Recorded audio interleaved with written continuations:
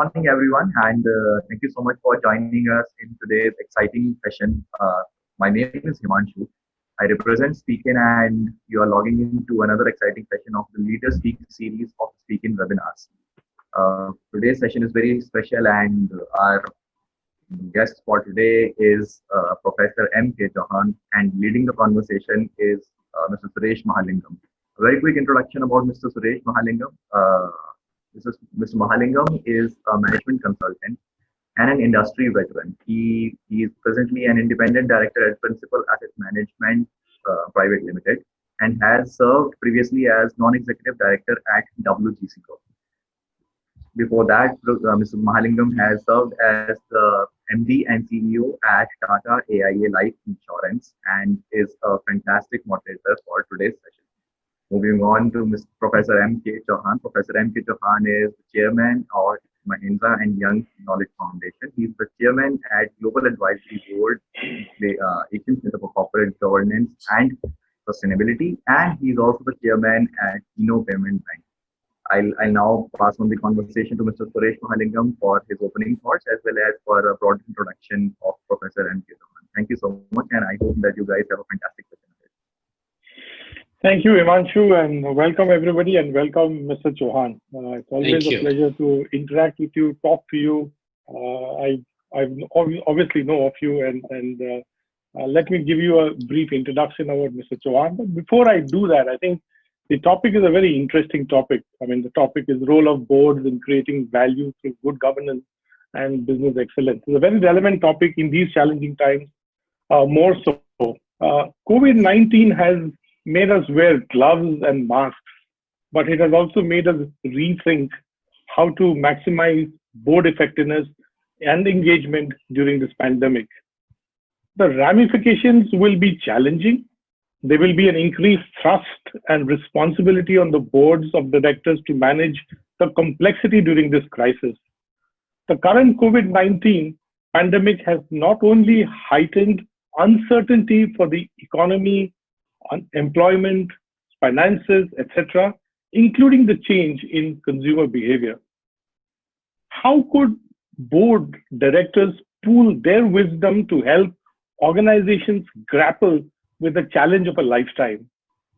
What will be the board responsibilities in areas such as strategic direction, financial resilience, leadership succession, executive compensation, organizational culture, risk management, and more importantly, sustainability?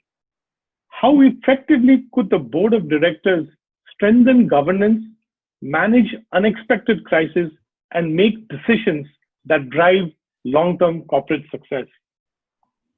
Mr. M.K. Chouhan needs absolutely no introduction in the areas of corporate governance and sustainability, as he has been championing this cause for the best of my knowledge over 25 years. I have the pleasure of sitting with him on several boards and have seen the value that he brings more so in the area of corporate governance. Mr. Chouhan is a senior professional, board advisor, and management educator. He is a consultant to IFC, World Bank Group, and also holds a certificate by Global Corporate Governance Forum, IFC World Bank Group, USA, as a trainer for board of directors.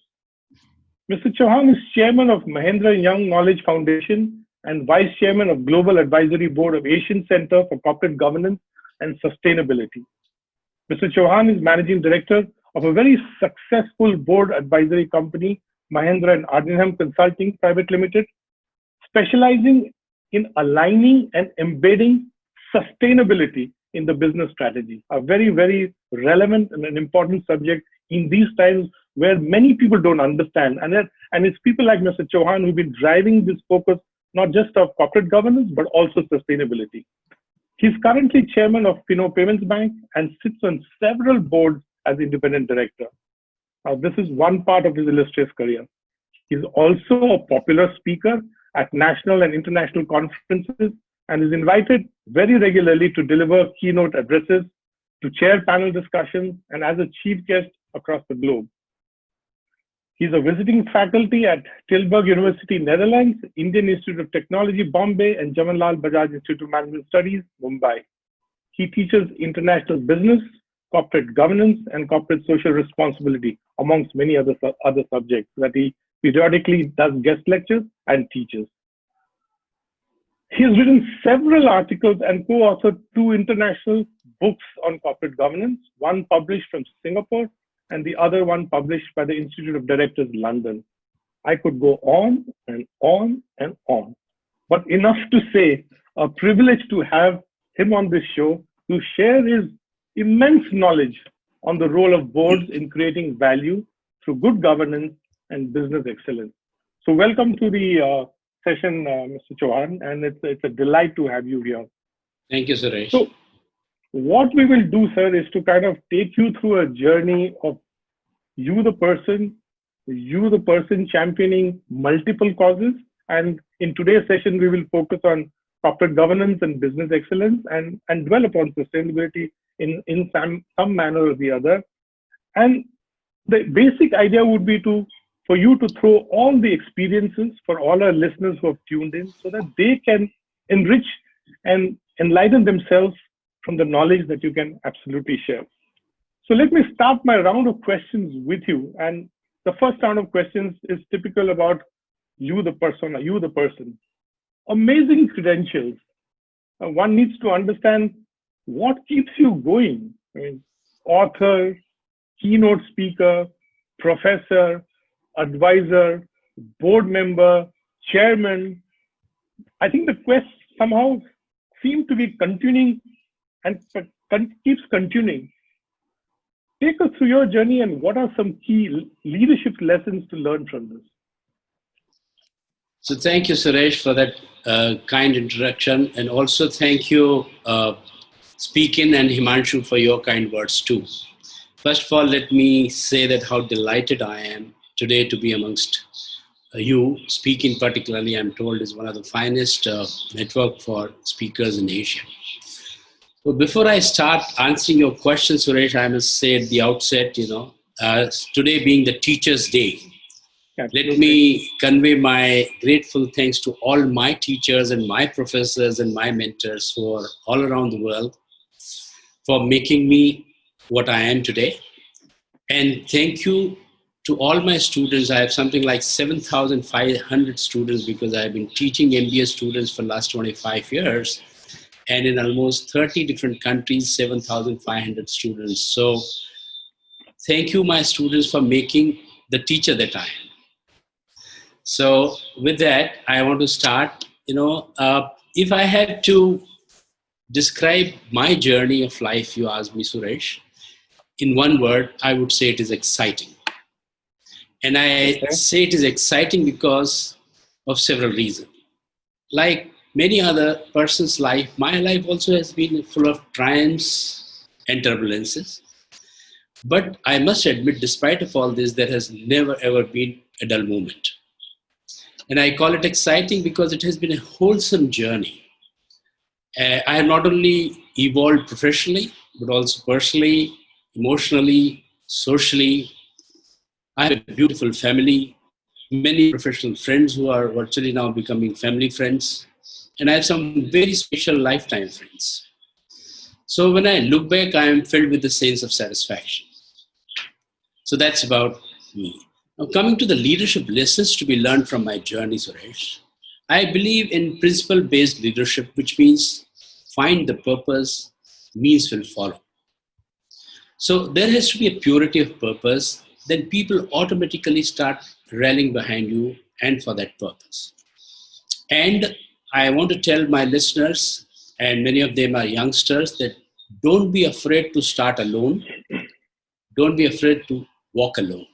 I believe in that famous philosophy by Rabindranath Tagore, which says, Ekla chalo re. For my foreign listeners who do not understand Hindi, that walk alone, people will come along. So once people see your conviction and determination, they begin to join you. So I always say, मैं अकेला ही चला था जानिबे गालिब, मैं अकेला ही चला था जानिबे मंजिल, लोग साथ आते गए और कारवां बनता गया. So to translate this, that when I started, I was alone and I knew my destination. But when I started progressing, people started joining me and it became a karma. So that's what, is one of the biggest lessons I want to share. One more leadership lesson I want to share with the listeners is that to be a good leader, you have to be a good follower. And what do I mean by that? I want to say that you have to cultivate a good number of mentors in life and follow them, learn from their experiences and insights. I have done it in my life all the time, and I want to publicly mention about my thanks to all my mentors from whom I have learned a lot, but particularly today, since this program is on corporate governance and sustainability, I want to mention the name of my mentor, Mervyn King, and Mr. Meenu Shroff. Both of them are members of our Global Advisory Board of Asian Center for Corporate Governance and Sustainability. Marvin is the chairman. There are quite a few others. So to conclude, cultivate good number of mentors, learn from them, life will be beautiful. Terrific. So purpose, followers, mentors, again, these are beautiful leadership attributes that one must have. And following up on purpose, follower, and mentorship, I realized that, it's very rare to find many people passionately speaking on the subject of corporate governance, as if it appears Mr. Chouhan's existence for the last 25 years has been a purposeful journey of, educating people on the areas of corporate governance, sustainability, and a whole host of other things. People have varied interests that they pursue, but I'm keen to understand what were your motives, triggers to embark on this journey of corporate governance and sustainability for so many years. So, well, there have been several triggers, but let me talk about 2 or 3 here. First of all, my father's teachings, and the sanskaras that he imparted to me. So my inclination towards value-based system and corporate governance is nothing but corporate sanskaras and the DNA of a organization. When I was 10 years young, my father told me, Sonny, you are going to grow in an era which will be a knowledge era. So go after Saraswati, Lakshmi will follow, which means go after knowledge, don't chase money, money will automatically follow. So that's one trigger. Secondly, and therefore, those words stuck in my mind, Suresh. And then when I became president of Bombay Management Association, one of India's most marquee management associations in 1999-2000, which was millennium year, I thought of formalizing my entire thought process and future journey, and I launched the Mahendra and Young Knowledge Foundation in 1999. And that was launched with the first International Conference of Corporate Governance. And United States Information Service, USIS, which is now called American Center, they were having a visitor called Caroline Brancato, who was the head of the corporate governance of Conference Board, which is world's largest body of top CEOs around the world. They came to me and they said, Mahendra, we are getting an international speaker. Would you like to do a program around her? So we worked out an international conference on corporate governance with Caroline Brancato as a speaker. I reached out to Indo-American Society, Chamber of Commerce, Bombay Management Association, and Mahendra and Young Knowledge Foundation. All of us together, we did that first international program. So that was my first trigger. But more push came from my tete-a-tete, with Sir Adrian Cadbury. But let me come back to another big event which also triggered my thoughts towards it. In 1997-98, if you remember, many of the youngsters would not know, but my other professional colleagues who are on this call would know that there was a Asian meltdown. It was Asian financial crisis which started from Thailand and spread around to all Asian countries. So it was largely attributed to the failure of corporate governance, and I felt to myself that there is a need and a serious need and an urgent need to something to do about corporate governance. Coming back to my another mentor, Sir Edwin Cadbury's, I invited him then to India in 2000. And we did our second international conference again by Mahendra and Young Knowledge Foundation. And I spoke to him that Sir Edwin Cadbury, corporate governance to my mind is a cultural issue. He said, what do you mean? I said, different directors in different countries look at corporate governance and how to run their companies from the point of view of their own culture. So it may not be proper to completely emulate what is happening on corporate governance in UK, Europe, and America. So what if we have a body which is focused to Asia, as Asian Center for Corporate Governance? He said that's an excellent idea, but do not miss out on the best practices around the world. And that's how was born the idea of Asian Center for Corporate Governance and Global Advisory Board, because the members of Global Advisory Board, which are from United States, Europe, South Africa, Asia, India, are the ones who bring best practices in corporate governance to us in Asian Center. Now, I am proud to say that we are in 20th year of our institutional journey.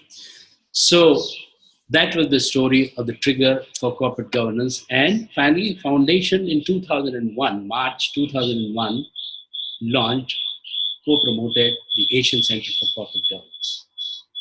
Okay, interesting.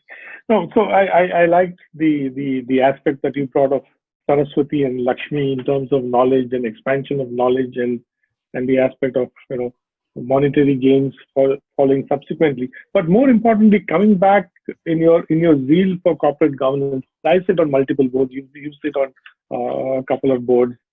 I always find the topic of raising the bar on corporate governance, becomes I would say a work in progress, but may have not reached the last milestone in terms of absolute effectiveness.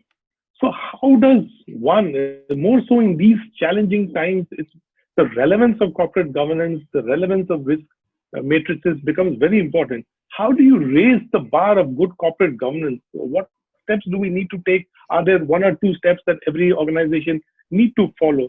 Because good corporate governed companies, to my mind, have better profitability.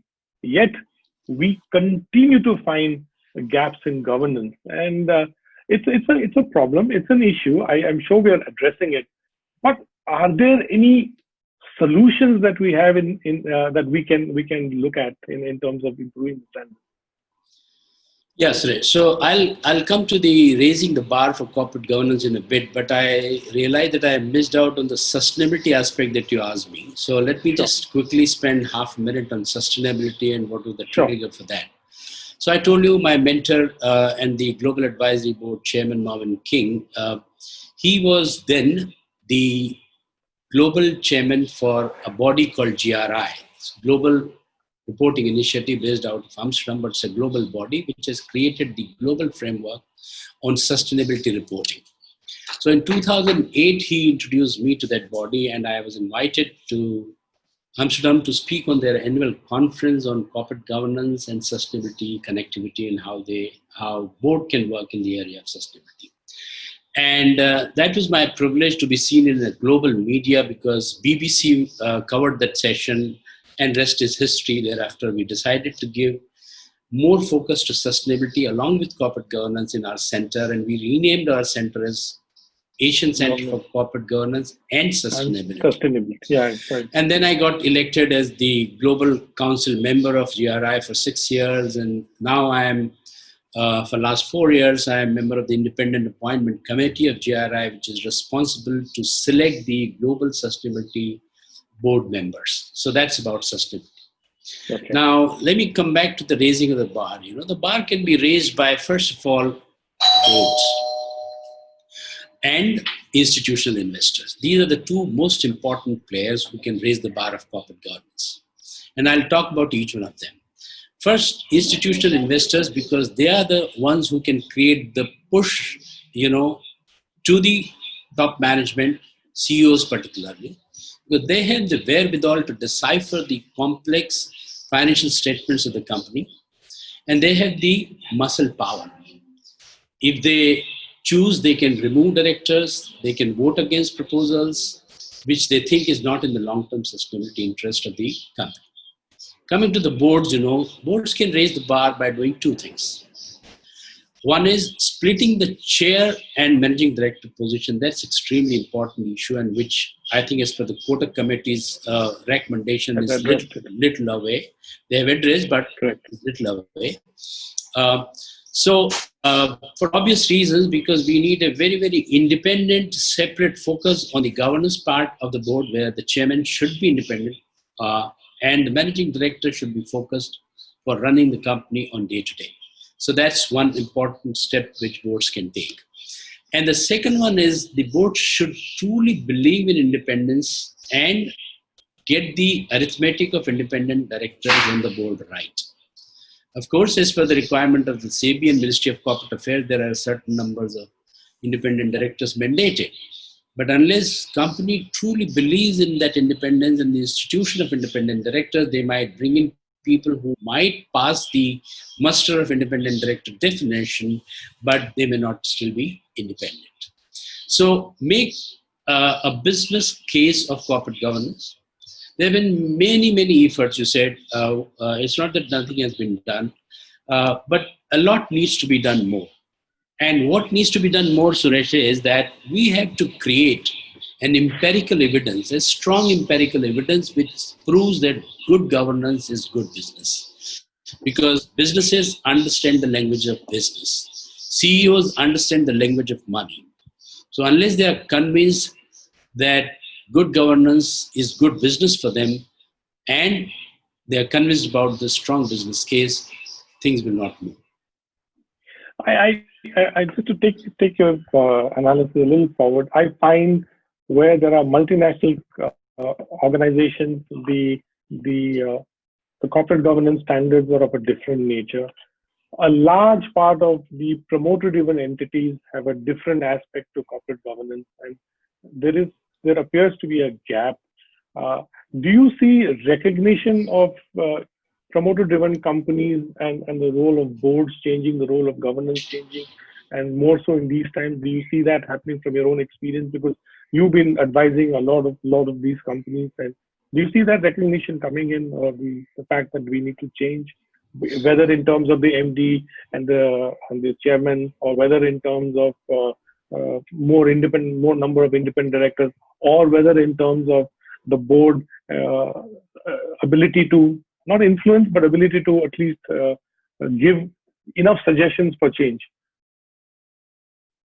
Quite a bit of recognition is coming in, quite a bit of change of heart is happening, For example, there are many family managed companies, promoter driven companies, within India and Asia, who have begun to realize that it makes a lot of sense to bring in good number of independent directors on the board and bring in a professional CEO, because ownership is different from being on the board. So let me give you for example, of two companies that come from family managed and promoter driven companies is Asian Paints, for example. A large company, one of the Sensex companies. Look at their board. They have brought almost very, very eminent professionals who are independent-minded professionals, and they will speak up. Mm-hmm. And they have also been, for last almost 10 years or so, having the professional CEOs to run the organization. Of course, the family members and scions of the family are on the board and they get involved in the businesses, but there is a way to strike a balance. And they have seen the real value, and emulating that, many other promoter-driven companies. Another company that I would like to give example is Marico. Mr. Mariwala is known to me, and they have also been the recipient. Both of these companies have been recipient of the Best Governed Companies by Asian Center for Corporate Governance and Sustainability, and therefore I am free to talk about them.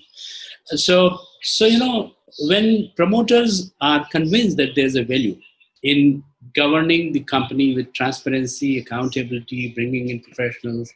They begin to do that, and they begin to listen to them, and the progress goes on. Understand. These are very good examples. I must say they're very good examples. Whilst I'm speaking to Mr. Chouhan, those people who are listening, and if you have any questions, please post your questions on the Q&A.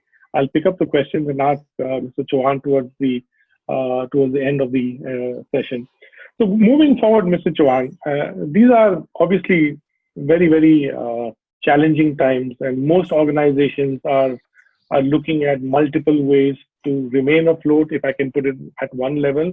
But more importantly, I think from a management perspective, are looking at a transformatory approach towards how to kind of take the business forward. So drafting these transformation missions obviously is backed by the pillars of transparency, ethics, sustainability, impact, purpose that you spoke about, and technology. That, in my mind, will build resilient organizations for the future going forward from now. What are your views on the same and the role boards have to demonstrate in these times? Yeah, so it's interesting. You mentioned these things, Suresh. These are very, very important. But incidentally, just last week, I was reading an article in HBR, Harvard Business Review, especially on resilience. And they defined resilience as a company's capacity to absorb stress, recover critical functionality, and thrive in altered circumstances. And, so crisis has got one important thing, that there is an ambiguity and uncertainty. And crisis is a part and parcel of not only our life, but all the businesses. So if you see, I mentioned to you 1997, 98. Hello? Yeah? Are you able to hear me? We seem to be... So is your... Yeah, I'm able to hear you now. Okay. So I'm saying that... I'm so sorry. I'm jumping in the middle of this thing. Professor Chouhan, do you have any mobile device lying around you? My own mobile? Yes. Okay. I think it's causing a slight interference there. Okay. So I've kept it away. No problem. Sure. I'm so sorry. Please. Is this better? Okay. Yeah, go ahead. Yeah. So I was saying that I was reading an article in Harvard Business Review just last week, and it defines resilience as a company's capacity to absorb stress, recover critical functionality, and thrive in altered circumstances. So the problem is companies have been mainly focused on creating and executing stable plans, which work when causal relationships are clear, predictable, and unchanging. But resilience deals with what is unknown, changeable, unpredictable, and improbable, and has significant consequences. So in the current model of corporate capitalism, each company is treated as an economic island by itself to be optimized individually, but it masks the extent of economic and social interdependence between the different stakeholders. So that's very, very important. In contrast, resilience is the property of systems. And individual companies' resilience means little if its supply base, customer base, the social system upon which it depends are disrupted. So this is what happened actually during the COVID pandemic. And therefore, it's important that resilience should be built as a culture. It should be built to deal with the entire chain of stakeholders and all the relationships and the environment around your business and the ecosystem. Okay, no, interesting. Moving on, again on COVID again. What are the implications of COVID-19 as you see for directors and boards? And do you see intense activity, involvement from at one level? Or conversely, what capabilities do we need as directors to demonstrate in these uncertain times? I mean, there was a normal period, there is an abnormal period. Roles of directors and boards have always been spoken, but do you see a change in this entire? Sure. So indeed, Suresh, COVID has been a black swan event, and it has disrupted lives, it has disrupted livelihoods, disrupted the entire economy, and it has disrupted some companies completely and some partially. So the implication is pretty much again related to the rebuilding of the impaired and work around uncertainty, ambiguity, till we get vaccine.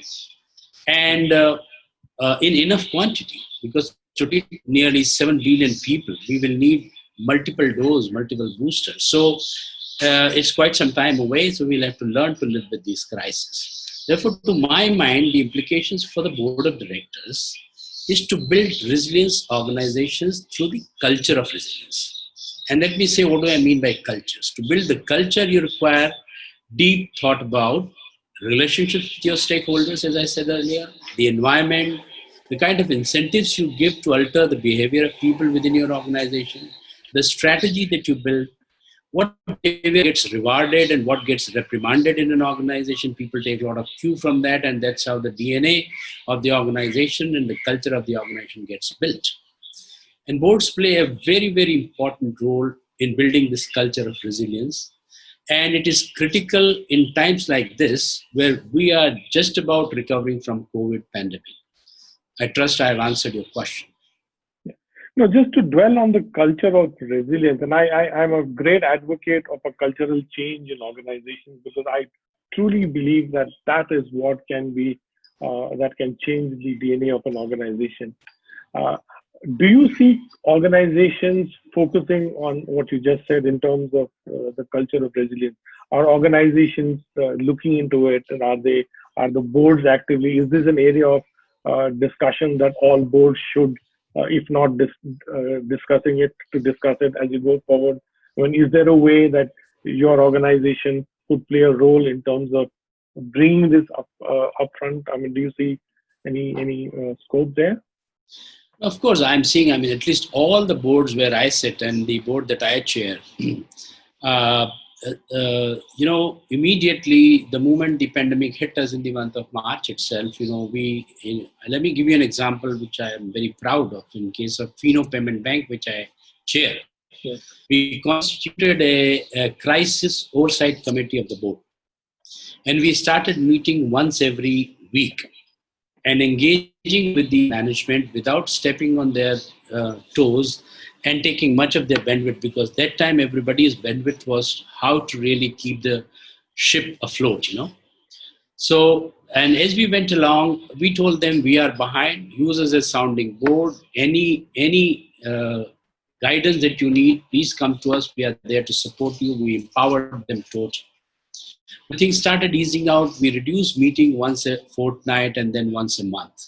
So that's how the board can play a role of a parent at that point in time when there's a crisis hitting you. The way you are caring, loving towards your child, towards your CEO, your management team, make them empowering, and motivate them further. Now, culture building cannot be done in a short period. So after COVID, if people thought they want to build a culture of resilience, well, sorry, it can't be done so fast. So it's only those companies which have over a period of time believed in staying fit all the time and having transparency, accountability, ethics, having treating all stakeholders with the principle of fairness. Those companies, it's like a safety net for them. So that culture is like a safety net, and they will not suffer much. So culture building is a slow process, is what I would tell you. No, I agree. Correct. Now, moving a little away from corporate governance and probably focusing on another area on account of all the pandemic that we are seeing, Gartner has recently concluded in its annual Board of Directors survey, 2021, the survey shows that 7 out of 10 boards of directors have accelerated their digital business initiatives, with a significant number expecting increase in technology spend. Now, in an external environment where boards are anticipating economic slowdown, nearly 50% of them believe that their organizational business model will undergo a change. So the two related questions to you are, what are the top outcomes that can be expected from digital business investments, including prioritization? And if there are any examples, maybe from your experience with own Fino Payments Bank. And the second question, what are the expectations from CEOs and other functional leaders during this change process? No, the Gartner survey is bang on actually, and it's again interesting that you're asking me this question. Just last fortnight, we did I organized a director power e-meeting, for board of directors, and I was a speaker there, and I shared my own Fino Payment Bank's digital transformation journey. And Noshi Kak was the speaker, and UB Rao of Infosys was the speaker. And I must quickly share some of the conversation that happened there for the interest of for the benefit of the viewers today and listeners today. That increased spend on digital technologies, else companies will lose out. Why? Because the whole business environment is undergoing a change. And the digital transformation is already very big. What we have seen in last 4 months is something like what we have seen in last 15 to 20 years, says one of the Times of India news item. So let me share with you that 90% of the companies have begun to look at that they need to do something in the digital transformation space and technology space.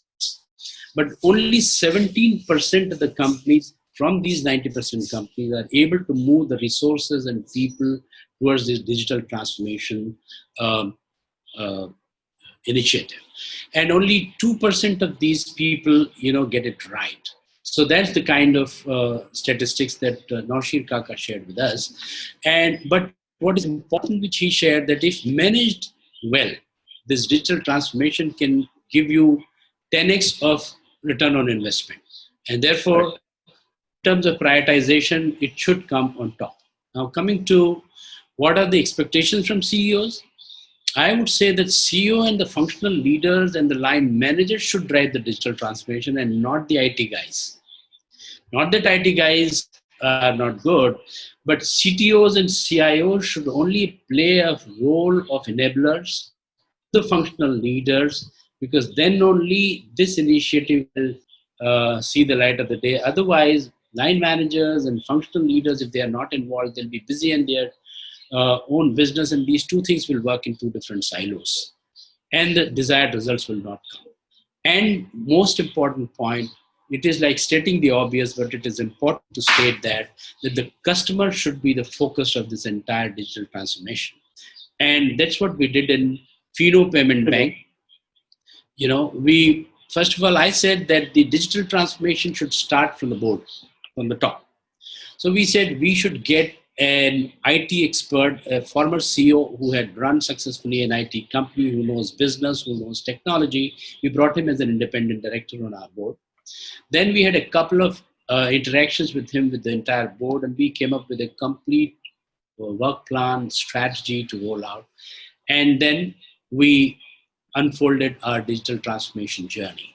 I won't like to get in much detail in the interest of time, but it has been very, very successful, and successful because of which the Ministry of Electronics, Media and IT have ranked the Fino Payment Bank as among top 5 banks in the league of HDFC Bank and ICICI Bank in terms of digital payments.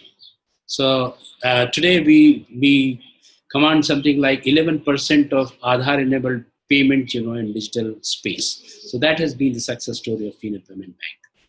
No, I agree, and I think Fino Payments Bank is an excellent example. I had the opportunity of doing a similar conversation with the MD and CEO of Fino Payments Bank, Rishi, and he echoed the same thing in terms of, and more so, they've done, and under your chairmanship, the bank has really done extremely well in these troubled times. So it's a testimony of how boards have played an important role. It's testimony how digital transformation has happened. It's a testimony of how culture has got embedded, of the resilience that you spoke about. So I'm all the aspects of what you've been saying for the last 40 minutes. I see that as a probably a great example in the bank that you chair. Now we are about 40 minutes of questions going on. There are some questions that are coming up from the listeners. before I take some of those questions, I'm going to now make it a little light for you in terms of Okay. moving away from your subjects. Now, mentally, physically, you've been a very active person. How do you keep yourself up to speed in these times? Work from home. You're a golfer. I know you love tennis. But multiple webinars that you must be doing every other day, championing the cause of corporate governance and sustainability. How do you manage? Okay, it's easy. I mean, one has to have a discipline and regime. So to keep myself physically fit, I rely on three things. One is playing tennis. The other one is playing golf. But unfortunately, both these during this pandemic lockdown have not been able to happen. But long walks I have maintained, because luckily for us in my building, I have a large plot, so I am very, very regular for having long walks for 45 minutes to 1 hour. That's how I keep myself physically fit.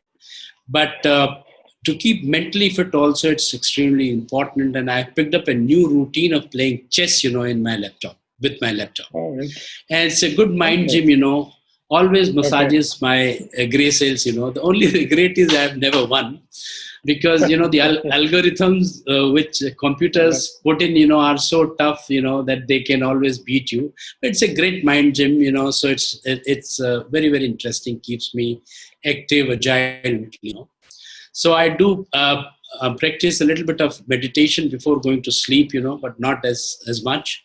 I do have a good sort of positive pressure within home. My wife is in meditation in a big way, and in yoga. So I wish I will get to do both these a little bit more. That's on my radar.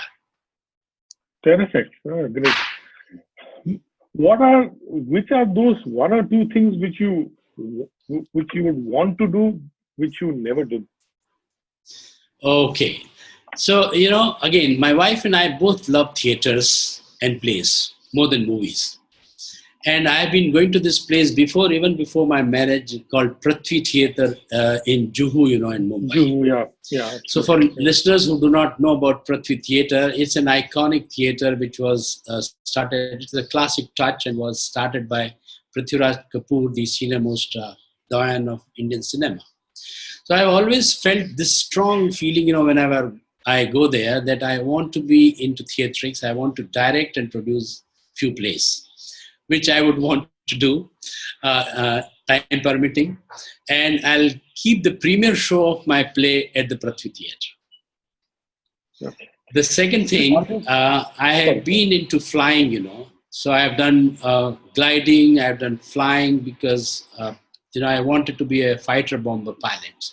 So if time permits and I can afford it, I would like to do hobby flying. So these are the two things, which I would want to do. Super. Now, I'm just saying, being Teachers' Day, and since you have a huge fan following of so many students across the globe, and all of them would be leaders in their own way as they move forward in their journey, how do leaders reset themselves for this impact that we are currently facing? What do you see will change going forward to be seen as impactful and effective? I mean, most leaders are asking themselves, how do we reset? And I think reset has become a kind of a buzzword. The question is, do you know what to do, how to do, and move it forward? So I'll repeat what I said in the beginning of our conversation, that being principle-based and having purity of purpose always has an impact. So that's about impact. Going forward, principles will be the same, but I'm consciously trying to expand my circle of influence, not for power's sake, but for social impact.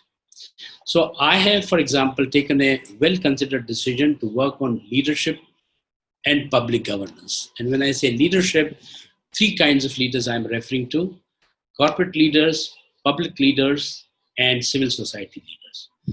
I'm on this board of International Institute of Governance and Leadership in Netherlands, which was launched by the former Prime Minister of Netherlands, and the former Defense Minister, Mr. Joris Verhoeven, is on my board with me of Netherlands. So we will work on this going forward, in public governance, because corporate governance, of course, I have worked a lot, and for the last 10 years, I have begin to promote that corporate governance and public governance both are two faces of the same coin, and you just can't be doing only one without improving the other. So I've decided that the next 10 years of my life, I'll spend more and more on the United Nations Sustainable Development Goals. These are 17 goals. They are also called global goals. So that's my, future things that I want to do to reset myself, to re-enthuse myself, to rediscover myself.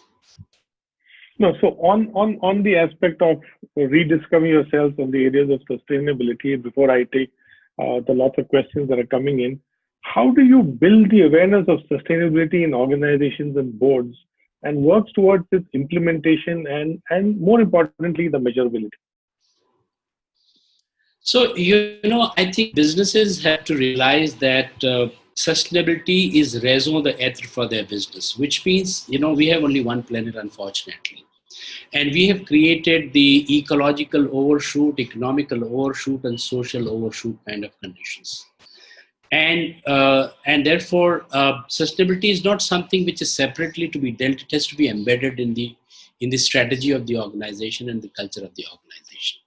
So I want to sort of talk of two alarming things that are happening, and why we need to work on this is that there's a burgeoning inequalities. You may have heard of 2%, the 2% of super rich of this world, they own 98% of the wealth of this world. Even in India, the disparities between income and wealth is huge. So this is like a ticking bomb. Secondly, the climate risk is the biggest risk, which world is facing. So both these problems cannot be solved without the deep involvement of the private sector. And because some of the multinational companies of the world have the market capitalization which are larger than the GDP of certain countries. Just recently, you must have seen last week, Apple has achieved a market capitalization of $2 trillion US. Can you believe? So there is an urgent need to redefine the business responsibility.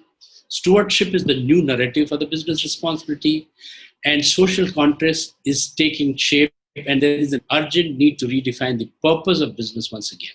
But there's a good news I want to share with you, that the winds of change are blowing very visibly, and we saw last year in August, the Business Roundtable in New York, which boasts of the high and mighty multinational companies like Apple, Microsoft, and even BlackRock, which is one of the largest private equity fund, they have come up together with a new purpose, which indicates that there is a definite shift from shareholder primacy to stakeholder democracy and sustainability. On that note, I'd like to stop here and take any questions that audience have. Yeah. So let me go to the questions from the listeners, and let me start off with from a question from Pradeep. He says, I mentor startups. A common perception among them is governance requirements hinder the exponential growth they have embarked on. Request your views on this and advice for young startups. So, okay, I'm saying it's again looking at governance in silos. It's like saying that, when do you start imparting value system and sanskaras to your child? When he is young and at the age of 2, 3, 5 years, when he begins to learn, or when he becomes 18 years or 21 years. Mm-hmm. So startup is like a young child, but it needs governance, it needs value system, it needs its own DNA. And therefore, it will not hinder your business. If right from the building blocks of the startup business, don't think that governance will take extra bandwidth, extra money, and therefore your current focus is going after business, establishing yourself. You don't establish your life without sanskaras, without corporate sanskaras, without DNA, without value system. So I'm saying that don't look at them in silos. It's a part and parcel, and you will be a winner. As a startup, if you are starting on a in a value-based manner, you are reaching out to the mentors who are value-based, you are reaching out to all the advisors who are your value-based. And the best thing for startups, I'll tell you, don't get into constructing the board. Get into constructing the advisory board. Because there are a large number of people who want to give back to society and they would want to work pro bono. And if you can reach out to such value-based advisors, They'll be out of the realm of, legal board, so to say. But at the same time, you will have the benefit of learning from their wisdom.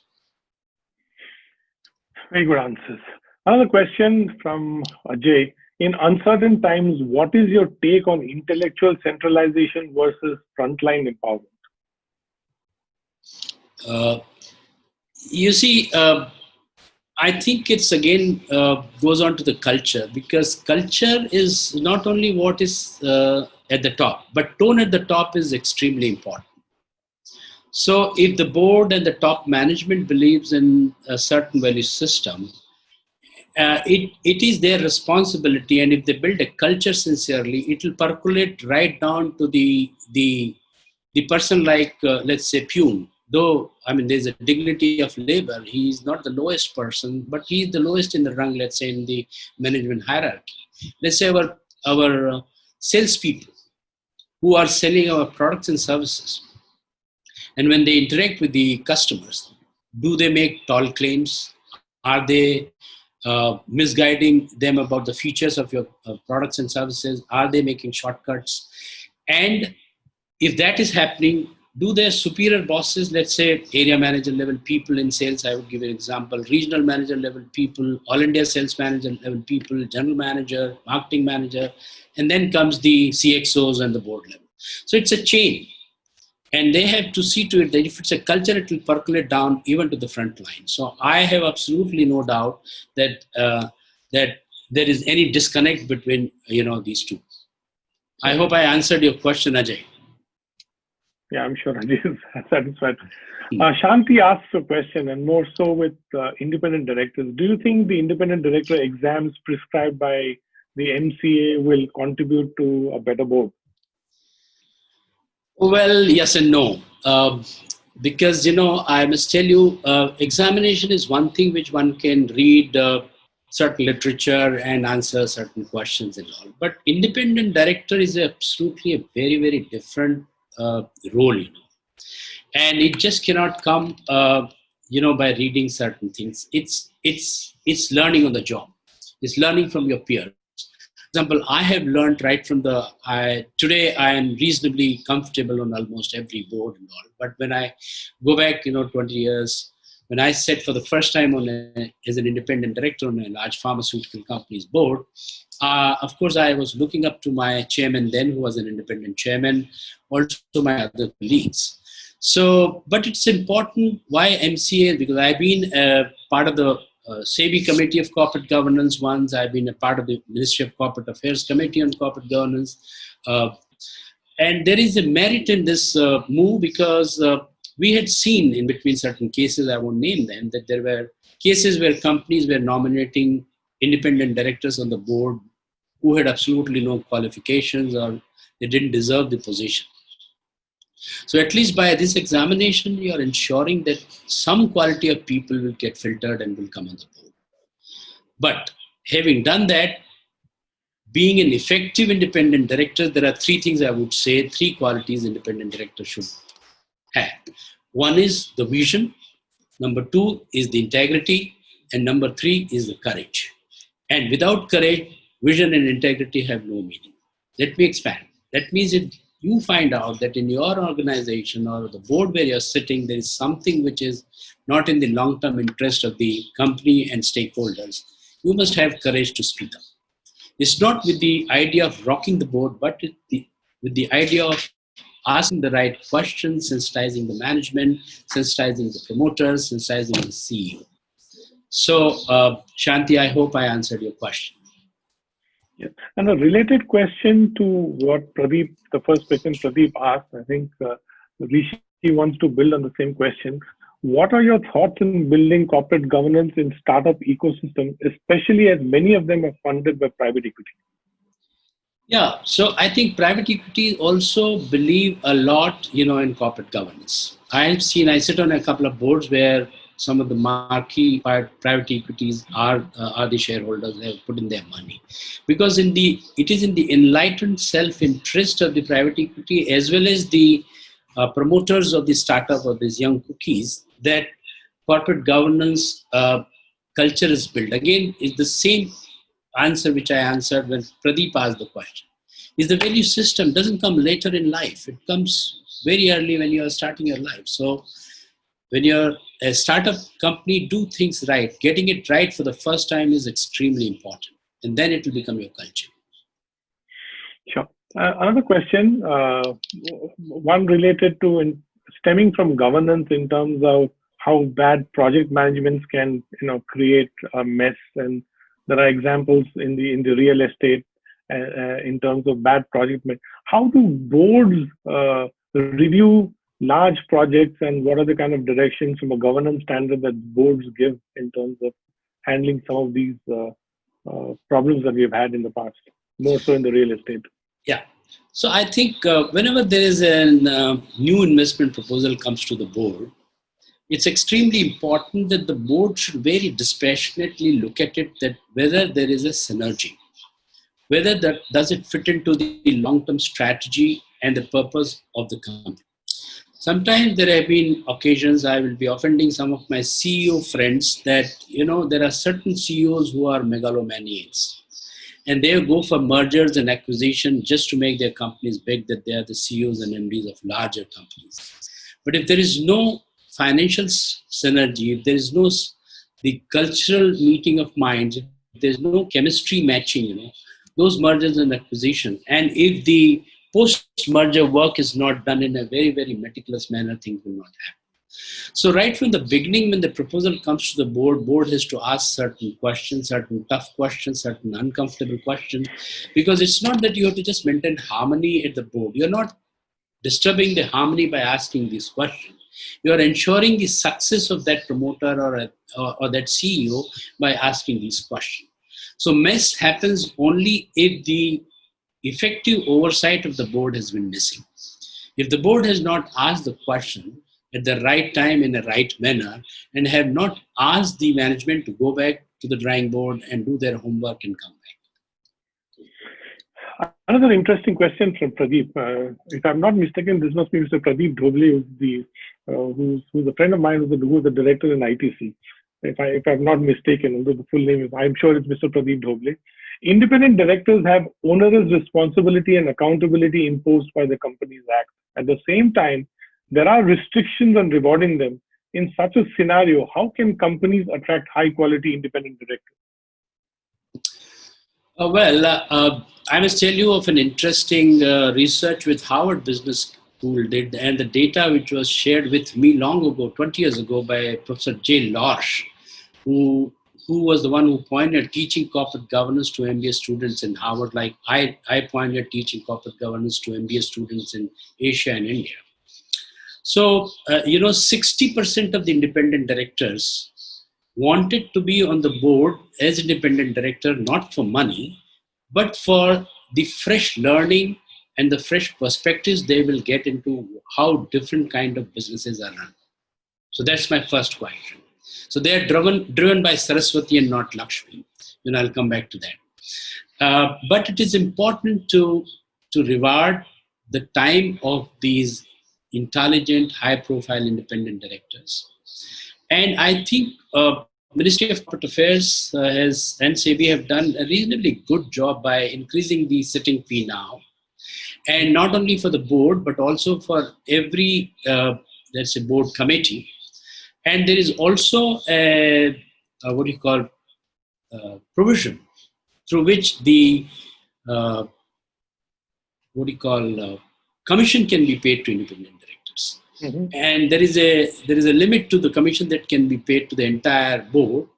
But there are companies, look at the annual reports of some of the large companies and see the kind of compensation being given to independent directors. So I think it depends on company to company, and it depends on independent director to independent director.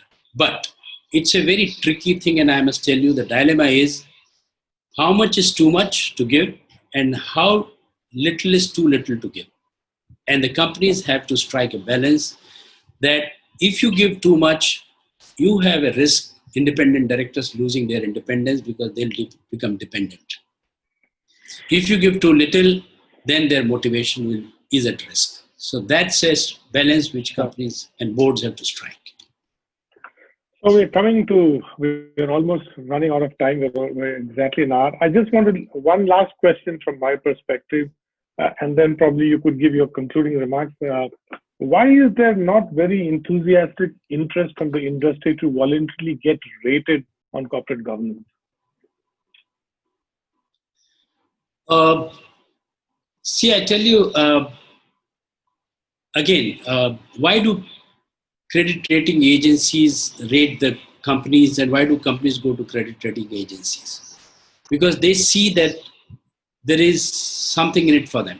If they are rated by credit rating agencies, they'll be able to attract, good premium, good money.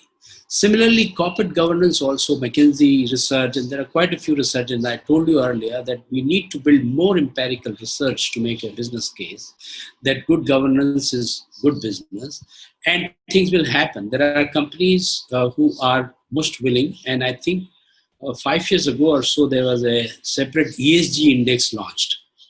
And let's say in Brazil, there is Boespa, there is an old different, uh, stock exchange, and Boespa is a different stock exchange where better governed companies are getting listed. So that trend is picking up now. It'll happen. We have to be patient. Okay, so before you do your conclusion, there is a very interesting question from Hiru. I must ask this question. How can company boards create a culture to hear diverse voices on the board? So, Hero, thank you for joining. And let me say, again, it depends on the chairman, because the chairman's first and the foremost responsibility is to get the best out of every director, be it full-time director, but more so from independent director. So chairman has to set the tone, set the culture of giving opportunity to each independent director to speak up. And I think it's important to listen to diverse views. And even if the views are not, because if the differences are healthy, there will be a churn within the discussions of the board, and the best will come out of those churns.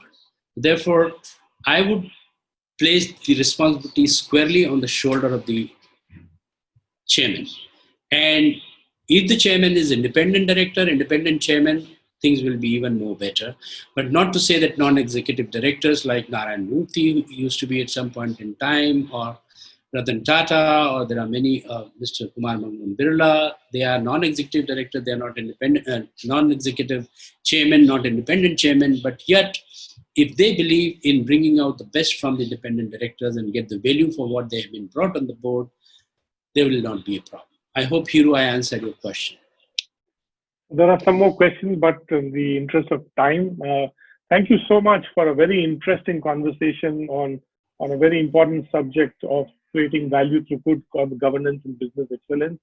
I'm sure all the listeners would have benefited from your immense knowledge.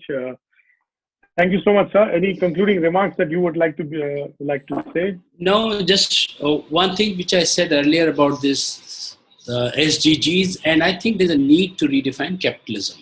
And I'm not for a minute suggesting that capitalism should change to socialism, but we certainly need inclusive capitalism, responsible capitalism. In 2008, Bill Gates in World Economic Forum said that we are giving a call for responsible capitalism. 2 years ago, I invited the founder of inclusive capitalism, Lady Linda Rothschild, who has started inclusive capitalism. And therefore, we have to see when the capitalism is redefined, it becomes inclusive. I think world will be a better place to live. That's my parting. Thank you, sir. Thank you so much for your time and for imparting your knowledge. And I'm sure everyone is educated on corporate governance, sustainability, and business excellence. Thank you all for listening in.